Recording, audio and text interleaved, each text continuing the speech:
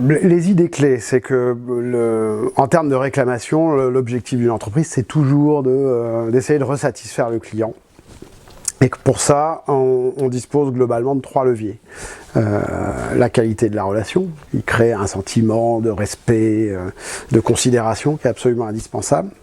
On a un deuxième levier qui tourne autour des parcours, qui va toucher autour de il est simple de déposer une réclamation, je suis traité rapidement, pris en charge, si ça dure, je suis cocooné, voilà. Bon. Et puis il y a un troisième levier qui est la solution.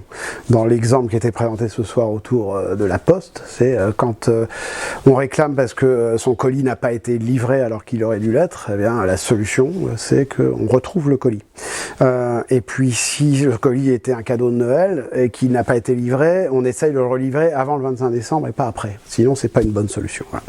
Le constat qu'on a fait ces dernières années en travaillant avec beaucoup d'entreprises, c'est qu'en fait beaucoup d'entre elles investissent beaucoup d'efforts sur les 2 premiers leviers, elles forment et elles reforment leurs conseillers clients sur la partie qualité relationnelle, et elles ont raison de le faire, c'est déterminant. Elles travaillent beaucoup sur les outils, les process, l'organisation pour améliorer leur parcours. Voilà. En revanche, à notre grande surprise, elles travaillent assez peu sur la qualité des solutions, et l'avis que je me suis forgé, c'est que si elles y travaillent moins, c'est parce que ce ne sont pas elles, les directions réclamation, les directions relations clients, qui ont la main.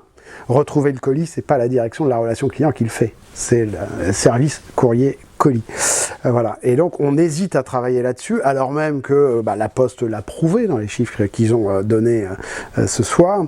La qualité de la solution est ce qui est le plus déterminant dans la resatisfaction du client. Et donc il n'est pas possible de ne pas travailler sur la solution, même quand elle n'est pas bonne. Voilà.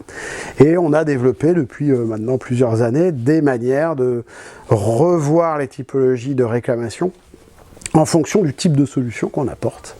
Voilà, et donc il y a globalement 3 types de réclamations. Il y a celle où on peut apporter la solution immédiatement, sur appel entrant par exemple, parce que c'est très simple. On a un type de solution qu'on ne peut apporter qu'après une analyse rapide. C'était l'exemple que Pierre Grosby a donné sur la Poste. C'est-à-dire le responsable du centre de distribution va rappeler 2 ou 3 jours après pour dire j'ai retrouvé votre colis ou je ne l'ai pas retrouvé. C'est ça la solution, et voilà ce que je vous propose si je ne l'ai pas retrouvé.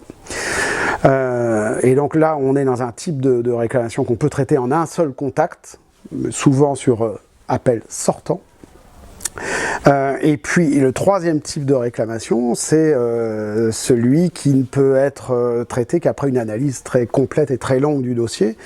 Et moi, ma conviction, c'est que si on a traité de manière très simple les 75% de réclamations qu'on peut traiter en un temps, alors on pourra consacrer le temps pour cocooner les clients sur les 25% de réclamations un peu complexes. Voilà, et donc c'est pour ça qu'on accorde énormément d'importance à ces typologies de réclamations qui sont concentrées sur la qualité de la solution, parce que c'est celle qui détermine le plus le niveau de satisfaction.